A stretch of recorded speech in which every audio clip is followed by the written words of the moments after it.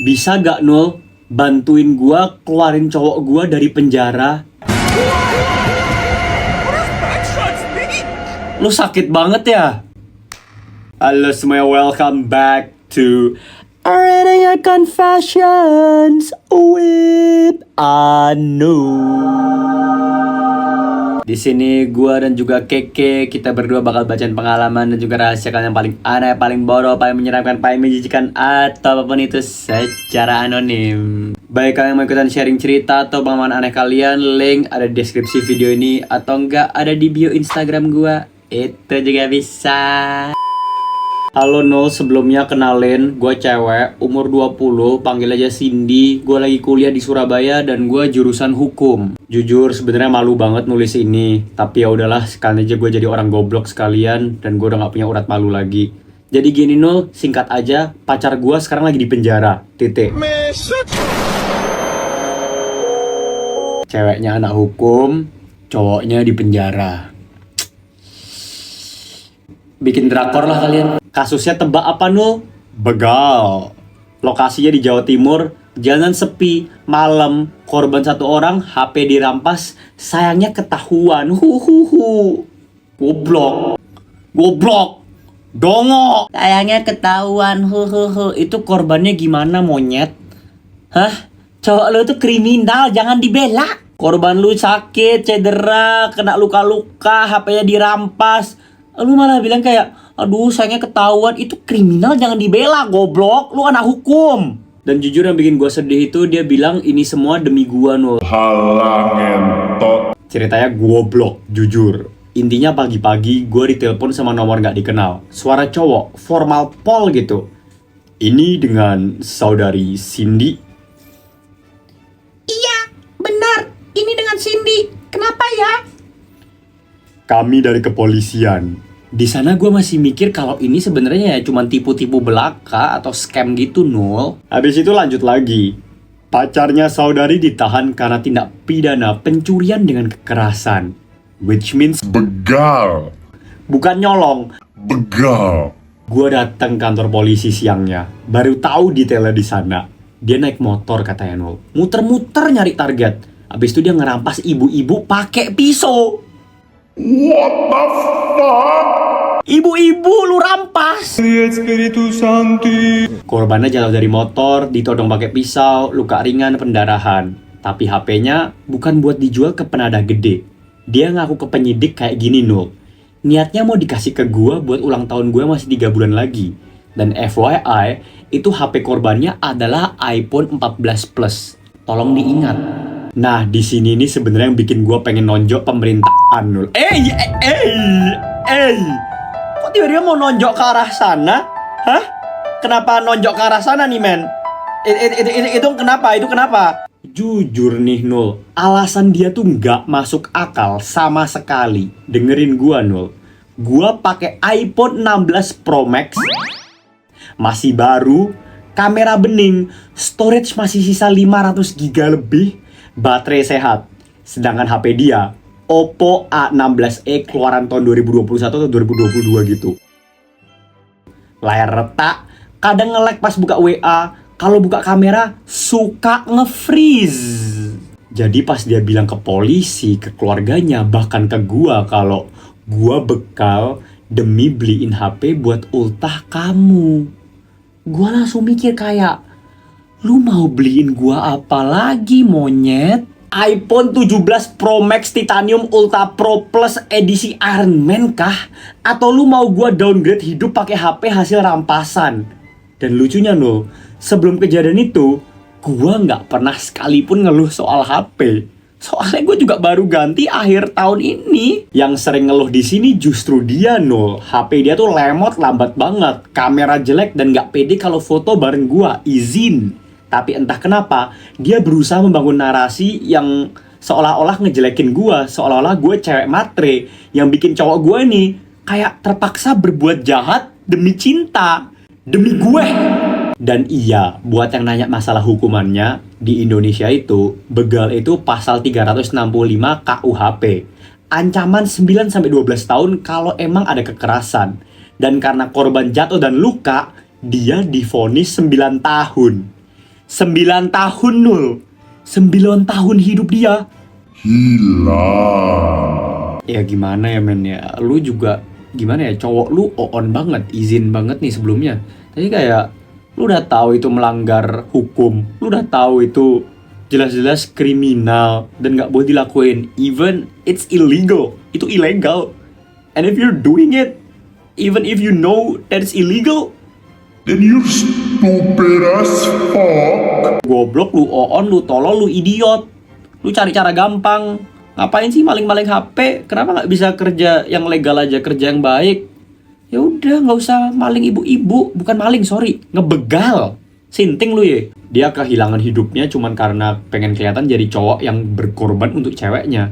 Dan yang bikin gue tambah emosi, sebelum sidang dia sempat bilang ke gue sambil nangis-nangis kayak, yang penting kamu seneng, anjing. Bacot, lu diem. Lu jangan kemakan juga. Gila dah, manipulatif bener jadi orang. Gua nggak minta, gua nggak nyuruh, gua nggak pernah bilang pengen HP baru. Tapi sekarang gua yang ngerasa bersalah karena gua ngerasa demi ulang tahun gua namanya disebut di BAP, dalam kurung berita acara pemeriksaan. Sekeluarganya dia nyalahin gua, Nul. Temen-temennya pada bilang kalau dia cowok baik-baik. Ada yang bilang juga kalau gua harus nungguin dia. Tapi di kepala gua cuma satu, nih cowok goblok tenan. Tapi jujur ya, gue sekarang lagi agak dilema. Di satu sisi gue tahu dia kriminal, tapi di sisi lain, gimana kalau dia ternyata beneran ngelakuin itu demi gue, Nul? Makanya di sini dengan berat hati gue menulis ke elu, Nul. Walaupun kedengarannya agak nggak tahu diri. Menurut elu bisa bantuin tebusin dia biar keluar penjara gak? Gua. Apakah menurut lu ada cara biar dia bisa keluar lebih cepat? Lu ada orang dalam gak kira-kira dalam kepolisian yang bisa bantu cowok gua keluar, Nul? Ini bukan cuman agak gak tahu diri ya, Sinting. Ini lu kagak tahu diri banget. Gua gak pernah sekaget dan se-speechless ini ngebaca Reading Your Confession ya, mamen. Tapi for you, untuk lu dari sekian banyak content creator di dunia ini, atau di Indonesia lah, content creator, selebgram dan sebagainya, dari sekian banyak lu mohon-mohonnya sama gue. Come on. Adalah tuh Willy Salim. Ada juga Bang Iben tuh barusan akuisisi It's Sambal. Ada lagi siapa? Raffi Ahmad. Atau mungkin siapa? Baim Bong. Bahkan nih kalau lu cuma sekedar butuh beras, minta ke Big Mo, izin. Tahu sih Nul gua, kalau sebenarnya setelah divonis itu nggak ada uang tebusan, itu nggak bisa. Gue juga tahu penjara bukan parkiran bayar keluar. Tapi ya gimana, otak gue udah pusing banget, campur aduk aja jujur. Pusing banget Jirnul. Atau jangan-jangan mending seharusnya gue cabut aja dan nganggap ini bukan kesalahan gue sama sekali. Ya emang. Makanya jangan suruh gue nebusin dia dong, goblok. Orang bukan salah lu juga. Gila ya. Ini kalau gue jadi lu ya, gue beneran kagak peduli sama sekali anjing. Sorry banget, gue ketawain nih orang. Gue buka pintu tuh, gue keluar dari kamar. Gue ambil gelas nih, gue minum air segelas nih. Habis itu gue pesen chat time, roasted milk tea. Terus gue tidur dengan nyenyak. Mimpi yang indah. Gak mikirin tuh si cowok yang ngebegal ibu-ibu di penjara. Kagak peduli gue mah, sorry men. Oke, dah kita intermezzo dulu sejenak. Jadi buat anak-anak gua sekalian yang suka nontonin gua, atau misalnya suka nontonin si Keke, atau suka confession gua in general, kalian gak perlu nungguin gua tiap minggu cuman buat nontonin confession gua, atau cuman sekedar gua, or maybe dia si jelek lucu. Karena hampir tiap hari gua bakal live jam 7:30 malam WIB. Dan di sana gua bakal ngebaca-baca confession kayak gini juga, atau gua bakal dengerin confession dari kalian secara langsung. Gue punya alasan aneh kenapa gue nggak mau nikah sama cewek yang huruf depannya S. Gue udah 3 kali pacaran dan semuanya putusnya kayak nggak bener gitu. Dan semua cewek yang gue pacarin waktu itu namanya S semua. Sonia, Sheila, Syafi. Ya udahlah, biarin. Sonia, Sheila, Safira. Karena coba lu pikir ya Nul ya, S sama dengan sial Nul. Pertama gue jelasin yang Sonia ya Nul ya. Sonia selingkuh sama senior gue Nul. Dan gue ketahuannya waktu itu dia lupa logout dari akun Twitter di laptop gue. Gue liat dia nge-tweet kayak, kalau aja cowok gue segacor nih orang kalau pas lagi dan yang Sheila ini juga agak kacau Nul menurut gua. Nah, kalau si Sheila ini ya Nul ya. Dia nih waktu itu katanya lagi liburan ke Bali bareng keluarga dia, tapi ternyata dia malah dugem di Lavel sama bule. Kita nggak tahu La Favela apa. La Favela itu klub di Bali guys. Itu gacor sih lumayan. Gua denger doang gacor katanya. Gua nggak tahu men. Kalau gua nggak tahu apa-apa. Abis itu ya terakhir si Syafira ya Nul ya. Si Syafira ini paling nyakitin karena dia ninggalin gua pas gua lagi operasi usus buntu. Nah sejak saat itu gue mulai skeptis Nul sama cewek-cewek yang huruf S depannya Nul. Setiap ada cewek kenalan kayak namanya Siska, Salma, Safitri, Salmon, enggak ada Salmon, gue ngarang itu. Pokoknya semua yang ada huruf S-nya Nul ya, gue langsung mundur pelan-pelan. Kayak pernah ada cewek cantik banget Nul, literally type gue, smart, manis, pembawaannya tenang. Tapi pas dia ngenalin diri kayak, hai aku Salsa, gue langsung bilang kayak. Nah temen gue pada bilang kalau gue tuh lebay Nul, tapi gue bener-bener percaya kalau itu tuh semacam kutukan gitu loh Nul. Bahkan yang lebih parah gue sempat mikir ganti nama nyokap gue di kontak Mama dalam kurung bukan S. Soalnya mama gue huruf depannya namanya S juga. Dan of course nggak cuma itu, kita bakal nobar bareng, ngobrol-ngobrol bareng, ketawa ketiwi, reaction dan sebagainya. Maka dari itu jangan lupa buat nyalakan bell notifikasi biar tiap gue live atau tiap gue upload video atau post or whatever it is, kalian bakal dapat notif. Tolong nyalain, jangan lupa. Halo Nul, gue mau cerita satu hal yang sampai sekarang tuh bikin gue mikir kalau manusia tuh bisa meninggal bukan cuma karena kejadian besar, tapi karena mati bodoh. Sebelumnya panggil aja gue Juli dan gue kelas 12 sekarang. BTW ini cerita nyata, guru gue sendiri yang ceritain pas gue kelas 11 kemarin. Dan sekarang gue udah mau lulus, dan dia ceritanya sambil lemes banget karena kejadian ini literally terjadi di daerah kita. Dalam kurung, mungkin berapa dari kalian yang tinggal di kabupaten gua tahu ceritanya karena sempat lumayan rame walaupun udah lama banget sih. Jadi ada satu keluarga tetangga guru gua. Lu anggap aja mereka nih keluarga yang bener-bener Islami Nul. Yang hidupnya bener-bener rapi, disiplin, taat agama, taat pada hukum dan sebagainya. Nah, mereka punya anak cewek satu-satunya. Kita sebut aja nama dia Nira. Nira ini bisa dibilang tipe anak yang perfect, cakep, solehah, pinter, selalu ranking 3 besar, nggak pernah ngelawan. Bahkan guru-guru suka pakai dia sebagai contoh yang baik. BTW ini kejadiannya pas gue masih kecil banget ya Nul, jadi gue bener-bener ngutip dari yang gue denger dari guru gue aja. Nah, suatu hari pulang sekolah sekitar Asyar, si Nira ini dikasih PR yang lumayan banyak. Ya udahlah, karena mau fokus, dia masuk kamar, kunci pintu, buka buku, dan langsung dikerjain. Baiklah, ini awal dari permasalahannya Nul. Ibunya ketok-ketok pintu dan kayak nyuruh Nira buat sholat terlebih dahulu. Tapi dari dalam, Nira menjawab, bentar mak, terus lanjut nugas lagi. Kalau lu pikir ini cuma sekali, enggak Nul, no. Ini kejadian berulang berkali-kali sampai setengah jaman katanya. Ibunya ngetok, Nira jawab, bentar. Ibunya balik, Nira bilang lagi, bentar, iya, nanti. Sampai akhirnya jam maghrib mendekat dan ibunya berbicara, Nira, sholat dulu. Kematian gak ada yang tahu.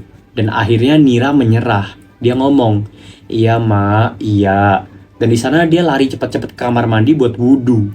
Guruku bilang nada suara tuh kayak panik sendiri karena nunda-nunda. Nah, di kamar mandi itu, Nira kepleset. Nira langsung jatuh keras ke belakang. Kepalanya terbentur. Tapi yang bikin orang-orang yakin kalau dia udah wafat itu cuma satu. Di daerah gua, dalam kurung cukup pedalaman, itu percaya banget. Dari zaman dulu bahkan sampai sekarang juga masih ada. Kalau jatuh di kamar mandi, apalagi kepala kebentur, itu semacam tanda-tanda panggilan. Yang artinya udah pasti wafat. Lo tahu kan lo daerah-daerah kecil suka ada mitos yang melekat kuat? Iya, sayangnya di tempat gua masalah gitu masih bener-bener kental. Akhirnya Nira dimandiin, dikafanin, dan dimakemin malam itu juga. Semuanya terjadi cepet banget, kayak keluarga gak ngasih diri mereka waktu buat mikir.